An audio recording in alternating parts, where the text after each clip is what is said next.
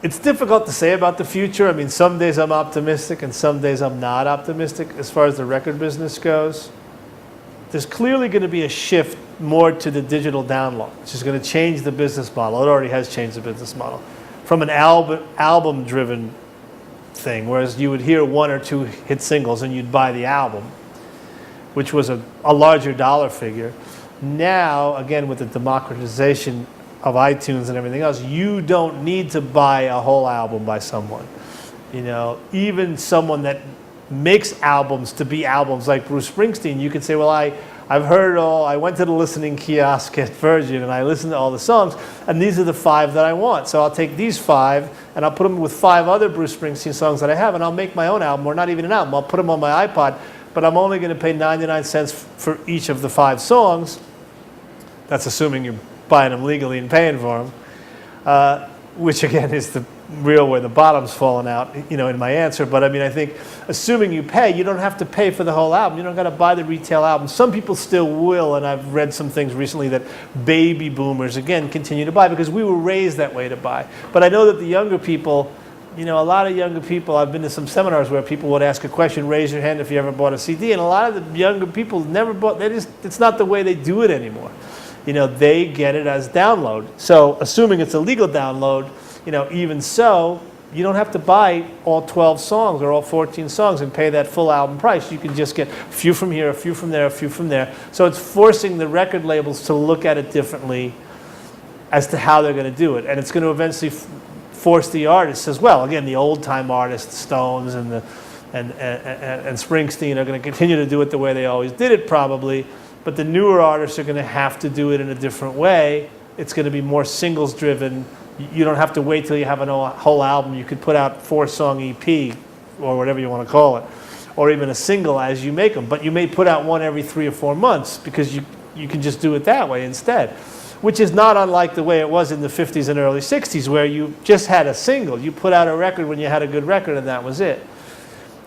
The difficulty, I think the X factor is going to be the illegal downloads, how long that continues for, how long ripping and free copying and free sharing is going to go on, file sharing, you know, to the point where that combined with a more singles-driven business as opposed to an album-driven business is just going to make the bottom fall out to the point where the big record labels just, they say it's just not worth our while. You know, we can't spend the money we need to spend to market a big artist if you're all going to take the music for free. I think that's the thing that people that think, oh, it's music, we should be able to get it for free, you know, don't realize that eventually your choices will be more but not better, because the artist that had the real value, it took money to get there, and nobody's willing to put the money in anymore.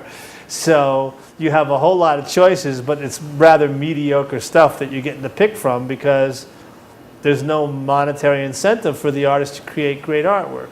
And it doesn't mean it always has to be money driven, but if you're going to spend the time, you need to make enough money to have the time to spend. You know, you may have a world where artists aren't full-time recording artists anymore because they can't make enough money doing it. So therefore you're not going to get you know, they're not going to make less good music. They're not going to make inferior music on purpose, but it's going to be harder if you can't make the money to free yourself to have the time to make the music. You know, it's kind of a vicious cycle where it'll eventually you may have, yeah, I can choose 50,000 things from MySpace, but I can't find anything that's any good. That would be the catch-22 of the whole I want it all for free scenario, and all copyrights should be for free. And I don't think that some of these guys like Lessig and these guys who are propounding that this is the way it should be, I don't think the courts will go along with it. I don't think the law is going to change to be that way. I think eventually the RIAA and these other people are, you know, they're going to prevail, and people will learn that you do have to pay. You may not have to pay as much as you used to have to pay, but you're going to have to pay something for it. I analogize it to shoplifting. Hey, look, if I have a store and everybody's coming in just taking the stuff for free, eventually I go out of business. So, you know, I have to call in the police to stop the shoplifters. I can't just say, well, I don't want to be calling the police, so I'm just going to let them take all the stuff. I mean, it's not good for anybody.